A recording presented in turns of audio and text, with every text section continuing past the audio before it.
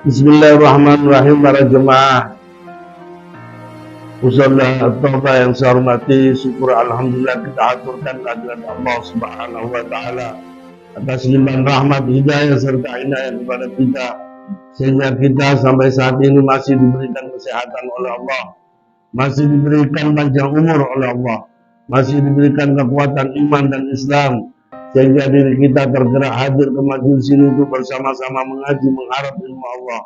Mudah-mudahan ilmu yang Allah berikan pada kita menjadi ilmu yang manfaat dan barokah yang dapat menghantarkan diri kita untuk memperoleh ridha dan cinta Allah dan membawa diri kita mati dalam keadaan husnul khatimah. Amin Allahumma amin. Salawat serta salam tak lupa pula kita haturkan selalu kehadirat Nabi kita Muhammad sallallahu alaihi wasallam dengan syiar Allahumma salli ala sayyidina Muhammad, dengan harapan mudah-mudahan kita semua yang hadir nantinya dapat berkumpul bersama baginda Muhammad sallallahu alaihi wasallam beserta rombongannya yang dengan syafaatnya memasuki surganya Allah bighairi hisab. Amin Allahumma amin. Bapak Ibu jemaah Musalla At-Taubah yang saya hormati, kajian kitab Lubabul Hadis sampai pada halaman 81. Pada hadis ini baginda Muhammad sallallahu alaihi wasallam bersabda, qala Allah Ta'ala, ya Isa kam min wajhin sabihin wa badanin sahihin wa lisanin fasihin wa baina adbaqi niran yasihu.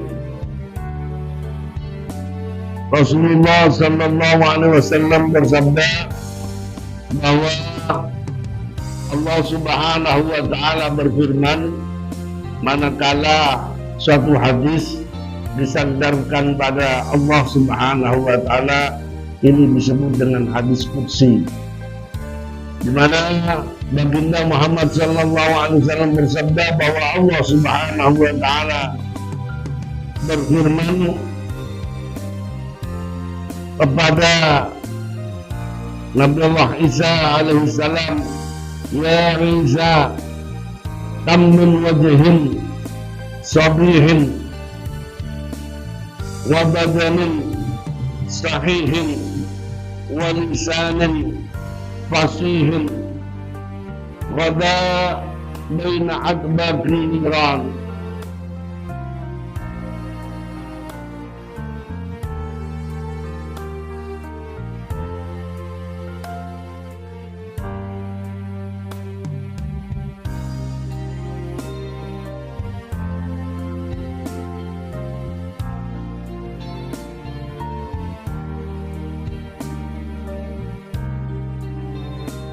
Bahwa Allah Subhanahu wa taala berfirman kepada Nabi Allah Isa alaihissalam, ya Isa, berapa banyak min wajhin sabihin, berapa banyak dari wajah sabihin yang bersinar, ya. Wajah yang bersinar seperti di waktu pagi, wajah yang cerah. Berapa banyak wajah yang cerah, wabadanin sahihin, ya, dan badan yang sehat, walisanin fasihin, dan lisan yang fasih di dalam berucap, ya, lisannya fasih berucap, fasih di dalam membaca Al-Quran. Tapi apa yang terjadi? Wada baina adbaqi niran yasihu, tapi dia berada di waktu pagi, ya. Di waktu pagi dia berada di antara apa? Adbaqi niran itu tumpuan, apa tumpuan? Kumpulan misalnya. Jadi ibaratnya menungso dibakar di dalam neraka itu numpuk misalnya. Jadi jender jatuh itu. Nah itu berada ya, di pagi hari itu sudah berada di api neraka dan mereka sama-sama menjerit, ya. Yasihu dia menjerit, ya. Padahal kalau dilihat wajahnya cerah, ya. Jangan salah, ya. Wajahnya kayak ganteng, kuning, putih, cerah, ya. Tubuhnya sehat, ya.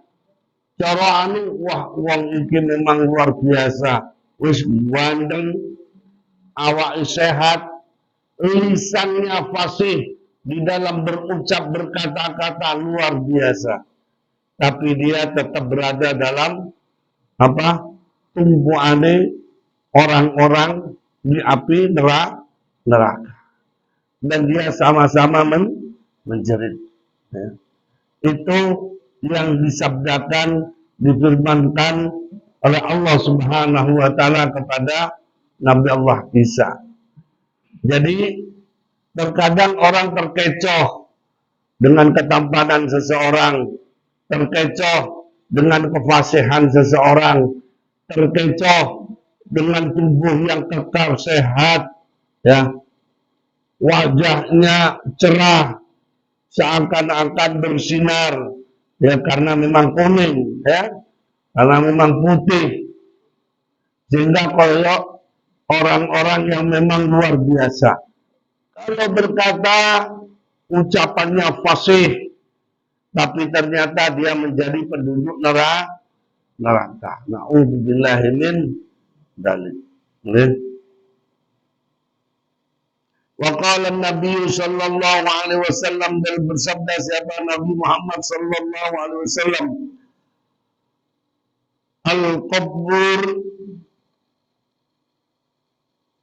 al-qabru awwalu manzilin min manazilil akhirah wa akhiru manzilin min manazilid dunya. Bahwa Rasulullah sallallahu alaihi wasallam bersabda, kuburan itu merupakan tempat terakhir, ya, bagi orang, bagi tempat atau kehidupan dunia, dan merupakan tempat awal bagi kehidupan akhirat. Yang sebenarnya hidup itu bukanlah sekarang. Artinya apa? Bahwa hidup yang sebenarnya ini sebenarnya bukan sekarang, tapi hidup yang sebenarnya itu adalah setelah ada di alam kubur. Itu adalah hidup yang sebenarnya. Kenapa dikatakan hidup yang sebenarnya? Karena pada saat itulah tidak ada kematian lagi. Ya. Bahwa di alam barzakh itulah yang hidup, itulah kehidupan, itulah hidup yang sebenarnya. Karena apa? Karena kalau sekarang Bapak Ibu sekalian, setiap dari perilaku kita, ucapan kita, sikap kita, semuanya itu ada akibatnya, ya, ada akibat. Namun kehidupan nanti setelah di alam barzakh itu perilaku kita, sikap dan ucapan kita itu tidak ada efek apa-apa, ya, tidak ada efek apa-apa, tidak ada akibat apa-apa, ya, bebas nanti di alam barzakh. Maka yang perlu kita renungkan, kita sadari bahwa buat apa kita berada dalam kehidupan dunia ini bersenang-senang, memuaskan nafsu kita, padahal di dunia ini bukanlah hidup yang abadi, bukanlah hidup yang sebenarnya. Ya. Artinya apa? Ibarat seseorang, kalaulah dia orang, ibarat ini ya, seperti siapa ya? Orang Madura lah. Orang Madura ya, asli orang Madura. Maka dia datang ke Surabaya. Kehidupan di Surabaya tentunya dia kan hanya mencari kerjaan, mencari bekal, ya. Yang kehidupan nanti saatnya nanti adalah yang memang untuk kehidupan di Madura. Sama orang Surabaya yang merantau ke Jakarta, ya, dari beberapa tempat, dari beberapa daerah merantau ke Jakarta. Di Jakarta buat apa bersenang-senang? Kalau di Jakarta di tempat perantauan seharusnya bekerja keras mencari bekal untuk kehidupan mana? Untuk kehidupan yang sebenarnya yang dia inginkan adalah kehidupan di daerahnya masing-masing. Kan kayak gitu.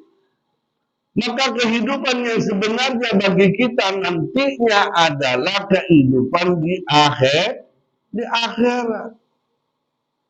Makanya dunia dikatakan ad-dunya mazra'atul akhirah. Dunia ini adalah ladangnya akhirat. Nah, orang pergi ke ladang tujuannya bukan tidur-tiduran, bukan bersenang-senang, tapi tujuannya adalah bercocok tanam. Kan itu. Bercocok tanam, bekerja keras, menjaga tanamannya, ya, agar supaya tanaman yang ditanam di ladang tersebut betul-betul nantinya akan tumbuh menjadi baik, yang akhirnya dapat dipanen. Yang tujuannya panen adalah tentunya untuk apa? Untuk kehidupannya di rumahnya. Begitu pula kita di dunia ini seperti berada di ladang. Bekerja keras dalam artian apa? Mencari bekal, yang bekal tersebut bisa kita nikmati nantinya di akhirat. Ya. Biar kita bisa senang di akhirat. Jangan sampai kita senang di tempat di alam yang sementara, yang tidak begitu lama, ya.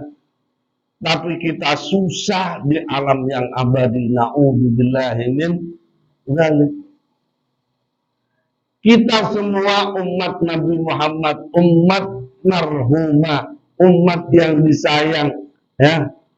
Paling baiknya umat, khairu ummatin, sebaik-baiknya umat. Dikatakan, ya, khairu ummatin, sebaik-baiknya umat.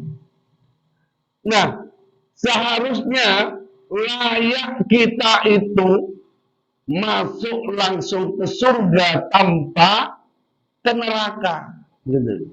Layak. Karena apa? Karena banyak fadilah yang Allah berikan pada kita. Ya. Seandainya kita berbuat dosa, pintu-pintu pengampunan Allah itu banyak, Bapak Ibu sekalian. Ya. Pintu-pintu pengampunan Allah banyak. Beristighfar, kita dapatkan pengampunan. Bersolawat, kita dapatkan pengampunan dari Allah. Melaksanakan sholat tasbih, kita dapatkan ampunan dari dosa-dosa kita, dihapus oleh Allah. Bahkan setiap kebaikan yang kita lakukan dapat menghapus dosa-dosa kita. Makanya Rasulullah bersabda, ittaqillaha haitsuma kunta. Bertakwalah kamu kepada Allah di mana saja berada. Watbi sayyi'atal hasanah tamhuha, dan ikutilah sayyi'ah keburukan tersebut bil hasanah, wadbi sayyi'atal hasanah, ikutilah keburukan itu al hasanah dengan kebaikan. Tamhuha, kenapa? Karena kebaikan dapat menghapus keburukan.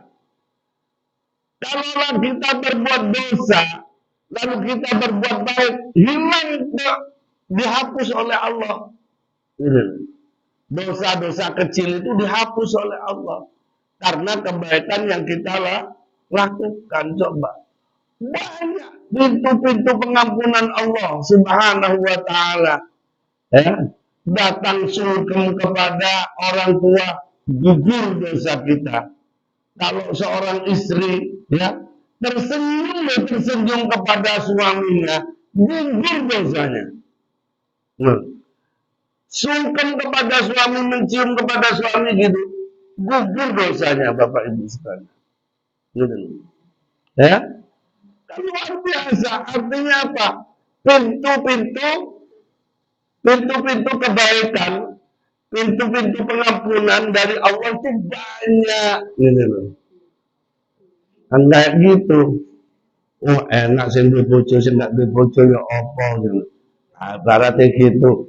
Banyak Bapak Ibu sekalian, tidak harus juga bagi kaum yang nggak punya suami, ya.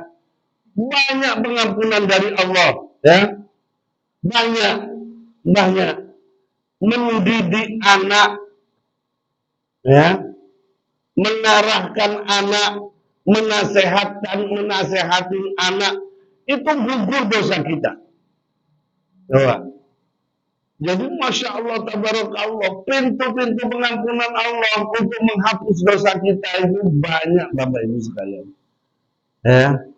Dan setiap langkah dari kebaikan kita, itu pahalanya dilipat gandakan oleh Allah Subhanahu wa Ta'ala, Bapak Ibu. Luar biasa, ya. Dengan datang, ya, melihat ulama saja, melihat wajahnya kiai saja, itu sudah dapat pahala, Bapak Ibu. Kenapa loh? Iya.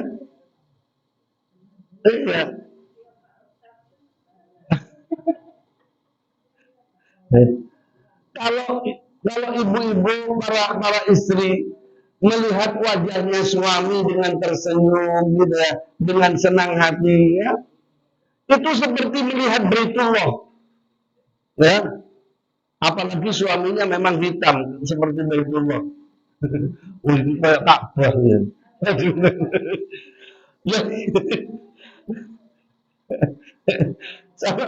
Saya kan kayak gitu, ya. Melihat wajahnya suami itu saja sudah mendapatkan pahala, ya. Melihat wajah kiai, wajah ulama dengan senang hati sudah dapat pahala. Melihat saja loh Bapak Ibu. Itu saking apa? Ini diberikan keutamaan ini hanya kepada umatnya Nabi Muhammad Sallallahu Alaihi Wasallam. Maka oleh karena itu kalau umat Kanjeng Nabi gak masuk surga, ini parah ini. Parah ini kan. Berarti kebablasan, melampaui batas betul. Kalau umatnya Nabi Muhammad tidak masuk surga, itu sudah parah betul. Nggak mungkin. Seakan-akan dalam pikiran itu nggak mungkin. Karena sebenarnya Rasulullah itu sendiri, Nabi Muhammad Sallallahu Alaihi Wasallam, sangat menginginkan seluruh umatnya masuk surga. Seluruh umat. Itu Rasulullah, Pak. Makanya sampai saat ini Rasulullah berdasarkan sabda beliau, ya, bahwa walaupun setelah beliau wafat, Itu kata beliau, saya semakin dekat dengan Allah. Kalau seandainya umatmu, kalian, umatmu berbuat dosa, bermaksiat, saya langsung memohonkan ampun kepada Allah. Coba. Dan saat umatku, kalian itu berbuat baik, melaksanakan ibadah, melakukan banyak kebaikan, saya memuji Allah. Jadi baginda Muhammad SAW saat ini malah justru lebih dekat kepada Allah. Nah, ketika kita bermaksiat, Rasulullah memohonkan ampun kepada Allah, Bapak Ibu. Saking sayangnya Rasulullah kepada kita sebagai umatnya. Nah, maka selayaknya kita cinta padanya. Kita cinta pada orang tua. Kita cinta kepada bapak ibu kita. Karena dia yang membesarkan kita. Kan gitu ya? Karena dia berjasa pada kita. Dia yang mencarikan nafkah. Dia yang mendidik kita. Dia yang menyayangi kita sejak kecil. Namun tahukah Bapak Ibu sekalian, kasih sayang orang tua kepada anak dibandingkan kasih sayangnya Rasulullah kepada kita, jauh lebih besar kasih sayangnya Rasulullah Sallallahu Alaihi Wasallam kepada kita. Allahumma shalli ala Muhammad. Jauh lebih kasih dan lebih sayang. Karena beliau sampai-sampai dijuluki Raufur Rahim. Di dalam Al-Quran, Allah sendiri menjulukinya, melakopkan yang seharusnya Raufur Rahim itu milik Allah. Innallaha Raufur Rahim. Ini milik Allah sebenarnya. Tapi Allah berikan juga lakop tersebut kepada baginda Muhammad Sallallahu Alaihi Wasallam. Dalam firman-Nya, laqad ja'akum rasulun min anfusikum azizun alaihi ma anittum harisun alaikum bil mu'minin, kepada seluruh umat yang beriman, bil mu'minina Raufur Rahim. Jawab. Kepada seluruh umat mukmin, umat yang beriman, Raufur Rahim. Itu luar biasa. Yang lakop Raufur Rahim itu tidak dimiliki oleh orang tua. Tidak ada pada orang tua. Tidak ada pada nabi yang lain. Pada nabi yang lain tidak ada. Kecuali ada pada diri Nabi Muhammad Sallallahu Alaihi Wasallam.